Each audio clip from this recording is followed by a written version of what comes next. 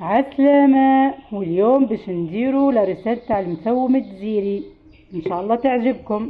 نستحقوا مرسول لحم، شوية سمن، بصلة كبيرة مرابية واربع سنينات ثوم مرابيين، شوية ملح، شوية زيت، فواح، فلفل اكحل، فلفل احمر، وشوية كمون.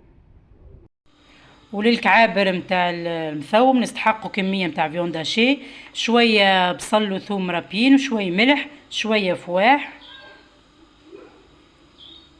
شوية دوبلاش كمون،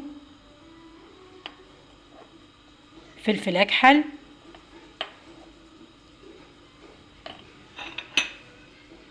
لوز مرحي، معدنوس رابي.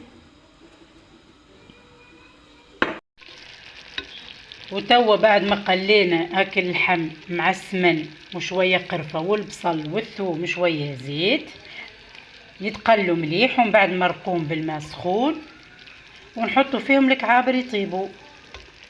وهذا اللوز نقلوه في شوية زبدة، ومن بعد نزينوا به المثوم متاعنا. وهذه الشريبة قاعدة تطيب باللحم، ان شاء الله مرة اخرى نصورها لكم ونصوركم لا ريسيت.